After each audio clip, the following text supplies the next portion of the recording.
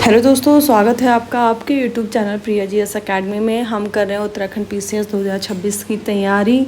आज का टॉपिक है नेचुरल वेजिटेशन। ऑलरेडी मैं उसमें हॉरिजॉन्टल डिस्ट्रीब्यूशन करवा चुकी हूँ, एक बार उसको रिकैप भी करवा दूँगी। और एक छोटी सी रिक्वेस्ट, अगर आप इस वीडियो को देख रहे हैं तो प्लीज़ चैनल को लाइक कीजिए, सब्सक्राइब कीजिए।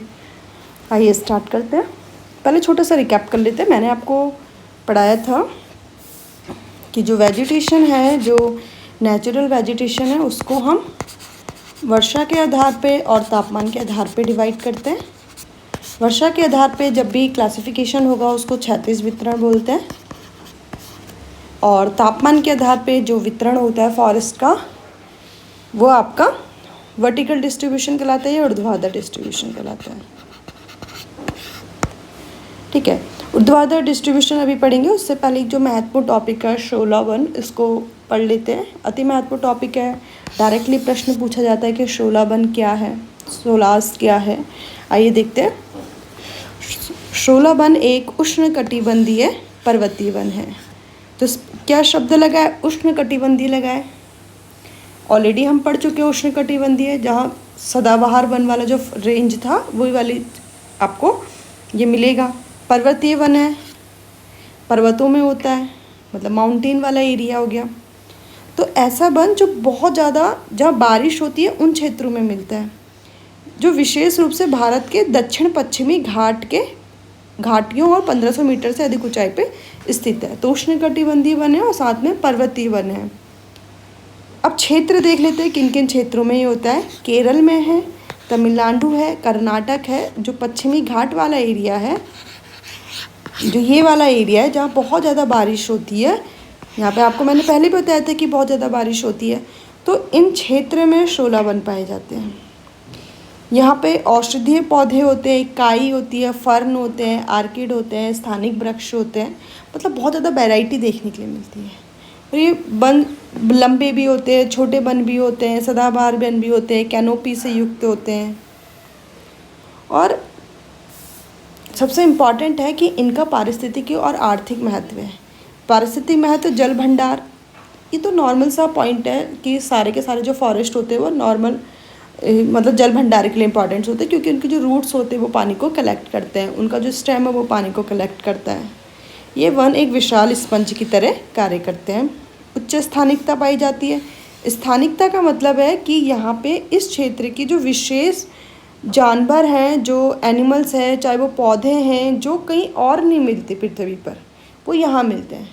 मतलब जैसे इस क्षेत्र में कुछ स्पेशल टाइप के आपकी प्लांट्स मिलेंगे, कुछ स्पेशल प्रकार के एनिमल्स मिलते हैं, वो सिर्फ यहीं मिलेंगे, वो यहाँ नहीं मिल सकते, वो यहाँ नहीं मिल सकते। तो स्थानिकता बहुत हाई होती है।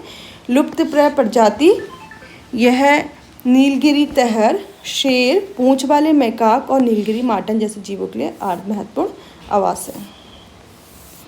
आई होप कि आपको शोला फॉरेस्ट समझ में आया होगा। उष्णकटिबंधीय पर्वतीय वन है और कहाँ मिलेगा आपको? पश्चिमी घाट में मिलेगा, उसमें भी केरल, तमिलनाडु, कर्नाटक वाले साइट्स पर। वेजिटेशन का क्लासिफिकेशन हमने पढ़ लिया तापमान के आधार पे और वर्षा के आधार पे। वर्षा के आधार पे जब क्लासिफिकेशन पढ़ेंगे तो उसको हम क्षैतिज बोलते हैं, और तापमान के आधार पे जब उसको पढ़ते हैं तो उसको ऊर्ध्वाधर क्लासिफिकेशन पढ़ते हैं। आइए देख लेते हैं वनस्पति का ऊर्ध्वाधर वितरण। समुद्र तल से 900 सेंटीमीटर ऊंचाई के बाद, कितने सेंटीमीटर ऊंचाई की बात कर रही है? 900 सेंटीमीटर। मतलब 900 सेंटीमीटर के नीचे जो इम्पॉर्टेंट क्राइटेरिया होता है वो रेन होती है, वो बारिश होती है, लिमिटिंग फैक्टर। उसके बाद जो है वो आपका तापमान है। तो समुद्र तल से 900 मीटर की ऊंचाई के बाद वनस्पति विकास में वर्षा की मात्रा से अधिक तापमान का प्रभाव होता है, और वही आपका वर्टिकल डिस्ट्रीब्यूशन का आधार बनता है। और तापमान के साथ साथ क्या होता है, इसमें परिवर्तन होते हैं। जैसे ये माउंटेन हो गया, तो जैसे जैसे हाइट बढ़ेगी वैसे वैसे क्या होगा, तापमान में कमी आती जाएगी, और फॉरेस्ट का क्लास जो वेजिटेशन है उसका क्लासिफिकेशन भी बदल जाएगा। अब इन्होंने देखा उष्णकटिबंधीय वन, समशीतोष्ण वन, शंकुधारी वन, टुंड्रा वन। देखो यहाँ पे शब्द ही लिखा है उष्ण। उष्ण का मतलब क्या होगा कि ताप की बात कर रहे हैं, तापमान की बात कर रहे हैं। समशीतोष्ण, अगेन उष्ण शब्द लगा है। समशीतोष्ण मतलब जहाँ पे ठंडा और गर्म समान होता है। सम मतलब समान, शीत मतलब ठंडा, उष्ण मतलब गर्मी। जहाँ तापमान ठंडा और गर्म समान होता है, मतलब अगेन तापमान की बात है।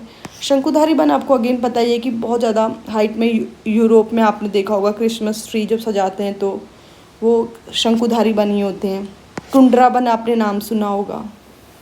तो ये क्या है, ये वर्टिकल डिस्ट्रीब्यूशन के अंतर्गत आएगा। तो एक बार फिर से रिवीजन कर लेते हैं। 900 मीटर की हाइट के बाद जो फॉरेस्ट का डिवीज़न होता है, वेजिटेशन का डिवीज़न होता है, वो रेन के आधार पे न होकर टेम्परेचर के आधार पे होता है। और इनमें वह शब्द क्या है, उष्ण लगा हुआ है। उष्ण, उष्ण मतलब ताप को इंडिकेट करने वाले शब्द लगे हुए हैं। आइए देखते हैं, पहले इस टेबल को देख लेते हैं।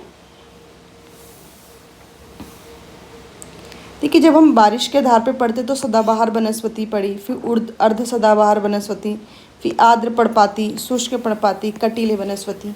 ऐसे जब हम हिमालय में पढ़ते हैं या हाइट के अकॉर्डिंग पढ़ते हैं तो उसी में हम एक क्लासिफिकेशन पढ़ते हैं कि पश्चिमी हिमालय और पूर्वी हिमालय की वनस्पतियों की तुलना के माध्यम से इस टॉपिक को पढ़ना सरल बनाया जा सकता है। देखिए, ये वाला एरिया आपका पश्चिमी हिमालय को इंडिकेट कर रहा है, ये पूर्वी हिमालय को इंडिकेट कर रहा है। आपको पता होगा कि जो आपका ये वाला यहाँ पे हिमालय की रेंजेस इस तरह से बनी हुई है, तो जो ये वाला है पूर्वोत्तर वाला भारत का क्षेत्र है, यहाँ पे पूर्वी हिमालय है। और जो ये है आपका ये वाला रेंज है जो आपकी ये पश्चिमी हिमालय है। तो इनके फॉरेस्ट में और इनके वेजिटेशन में क्या अंतर है वो इस वीडियो के माध्यम से देखेंगे। तो सबसे पहले 900 मीटर के नीचे तो बारिश इसका पैरामीटर है। फिर आप देखिए 900 से 1800 मीटर तक के गए हैं और यहाँ पे सिर्फ 900 से 1500 मीटर तक गए। इसका मतलब है कि यहाँ पर जो पूर्वी वाला क्षेत्र है वहाँ पर वेजिटेशन 1800 मीटर तक एक समान मिल सकती है, 1800 मीटर तक। वहीं हम यहाँ देखिए 900 से 1500 मीटर तक ही ये फॉरेस्ट मिल रहा है। इसके पीछे रीज़न क्या है कि यहाँ पर पूर्वी हिमालय वाले क्षेत्र में क्या है, आपका तापमान कम है। मेन फैक्टर आपका तापमान है, लेकिन इस क्षेत्र में क्या है, बारिश की मात्रा भी अच्छी खासी मिलती है। पूर्वी हिमालय, पूर्वोत्तर हिमालय, सिक्किम हो गया आपका, असम हो गया, मेघालय हो गया, इन क्षेत्र में क्या है, बारिश की मात्रा भी अच्छी है, तापमान भी अच्छा है। तो इसलिए जो वनस्पति है वो 900 से 1800 मीटर तक मिलती है, वहीं यह वनस्पति 900 से 1500 मीटर तक ही मिलती है। और वनस्पति कौन सी मिलती है, उपोष्ण कटिबंधीय आर्द्र पर्वतीय वनस्पति। उपोष्ण कटिबंधीय मतलब यहाँ पे क्या है, उष्ण कटिबंधीय यहाँ पे गर्म है ज़्यादा, यहाँ उसकी तुलना में कम तापमान होगा। तो आर्द्र पर्वतीय वनस्पतियाँ यहाँ मिलती है। अगला पढ़ते हैं 1500 मीटर से, पश्चिमी हिमालय में 1500 से मीटर से 2400 मीटर की हाइट तक आपको वनस्पति दिख रही है और पूर्वी हिमालय में 1800 मीटर से 2700 मीटर तक आपको वनस्पति दिख रही है। इसका मतलब है अगेन 1800 से 2700 तक यहाँ पे सेम वनस्पति का पैटर्न चल रहा है और यहाँ पे कम हाइट तक मिल रहा है, लगभग 300 मीटर कम का अंतर है। तो इसके पीछे रीज़न अगेन वही है, टेम्परेचर। पश्चिमी हिमालय क्या है, बर्फ़ ज़्यादा होती है, पश्चिमी हिमालय में तापमान कम होता है। तो ये पैरामीटर्स आपको इस इमेज के माध्यम से भी समझाने की कोशिश की जा रही है। समशीतोष्ण आर्द्र पर्वतीय वन के एग्जाम्पल आपको बहुत सारे पता होंगे, बताइए। इसमें आपका जैसे देवदार हो गया, पश्चिमी हिमालय की बात करें तो भोजपत्र हो गया, बुरांश हो गया, सिल्वर फर हो गया, महत्वपूर्ण वृक्ष आपको यहाँ देखने के लिए मिलेंगे। फिर 2700 से पूर्वी हिमालय में 3300 मीटर तक शंकुधारी वन मिलेंगे। ऐसे 2400 से 3000 मीटर तक शंकुधारी वन मिलेंगे पश्चिमी हिमालय में। जैसे चीड़ के वन हो गए, चीड़ का वन पढ़ते हैं, वेरी इंपॉर्टेंट। समशीतोष्ण आर्द्र पर्वतीय वन, आपने बांज के वृक्ष पढ़े होंगे, यहाँ से सीधे प्रश्न भी पूछा गया है, वो समशीतोष्ण आर्द्र पर्वतीय वन में आ गया। चीड़ का वन शंकुधारी वन में आ गया। चीड़ के वन से क्या प्राप्त होता है, लीसा प्राप्त होता है, जिससे तारपीन का तेल बनाया जाता है। फिर 3000, अब देखो इम्पॉर्टेंट बात क्या है, 3000 मीटर से सिर्फ यहाँ पे इन्होंने क्या देखा, अगर आप यहाँ से देखें तो 2700 से 3000 मीटर तक पूरा शंकुधारी है, लेकिन 3000 से ऊपर भी यहाँ कुछ ना कुछ फॉरेस्ट मिलेगा, और जिसको उन्होंने टुंड्रा वनस्पति बोल दिया है। लेकिन पश्चिमी हिमालय की तुलना में 3000 से 4000 मीटर तक ही आपको टुंड्रा वनस्पति मिल रही है, बल्कि पूर्वी हिमालय की तुलना में ये पूरा का पूरा टुंड्रा वनस्पति से घिरा हुआ क्षेत्र है। अब ऐसा क्यों है? क्योंकि 4000 मीटर के बाद यहाँ बहुत ज़्यादा मात्रा में स्नो हो जाएगी, बहुत ज़्यादा मात्रा में बर्फ़ हो जाएगी, जिसमें वनस्पति का उगना पॉसिबल नहीं हो पाता। यही रीज़न है कि पूर्वी हिमालय में ज़्यादा वनस्पति की विविधता देखने के लिए मिलती है और ज़्यादा हाइट तक वनस्पति देखने के लिए मिलती है। वहीं पश्चिमी हिमालय में टुंड्रा वनस्पति सिर्फ 4000 मीटर तक की हाइट तक मिलती है और उसके आगे देखने के लिए नहीं मिलती। रीज़न क्या है? स्नो। ऐसे एक प्रश्न और बनता है, स्नो लाइन क्या होती है? तो स्नो लाइन का मतलब होता है ऐसा लाइन जिसके बाद से बर्फ़ मिलना, मतलब उस लाइन के ऊपर से क्या होगा, पूरे का क्षेत्र स्नो से घिरा हुआ होगा, बर्फ़ से घिरा हुआ होगा। ये आपका PYQ है, स्नो लाइन क्या होती है। तो एक बार देख लेते हैं टुंड्रा वनस्पति में क्या आएगा। टुंड्रा वनस्पति जमी हुई चट्टान होती है, जहाँ पे बर्फ़ जमी हुई होती है, मिट्टी में बर्फ़ जमी हुई होती है। तो वो सारे के सारे क्षेत्रों में आपका टुंड्रा वनस्पति देखने के लिए मिलती है। एग्जाम्पल है मॉस, लाइकेन। यहाँ से UPSC भी ऑलरेडी प्रश्न पूछ चुका है कि कौन सी ऐसी वनस्पति है जो दीवारों पे भी उग जाती है, जिसके लिए मिट्टी की आवश्यकता नहीं है। तो मॉस है। काई होती है ना, काई दीवारों पे जम जाती है जहाँ पे थोड़ा सा पानी होता है। ऐसी लाइकेन भी आपका टुंड्रा की है। और लाइकेन से तो ऑलरेडी प्रश्न पूछे ही जा चुके कि लाइकेन क्या है। पढ़ते हैं ना, सल्फर जहाँ पे ज़्यादा मात्रा में होगा, जहाँ पे प्रदूषण ज़्यादा होगा, तो वहाँ पे लाइकेन की उपस्थिति नहीं होती है। ऑलरेडी ये भी PYQ है आपका। तो एक बार मैं इस वीडियो को आपको कंक्लूड कर देती हूँ। हमने यहाँ पश्चिमी हिमालय और पूर्वी हिमालय का अंतर पढ़ा है। मैं यहाँ पे समझा देती हूँ। पश्चिमी हिमालय मतलब ये पूर्वी हिमालय, ये पश्चिमी हिमालय का हमने यहाँ अंतर पढ़ा।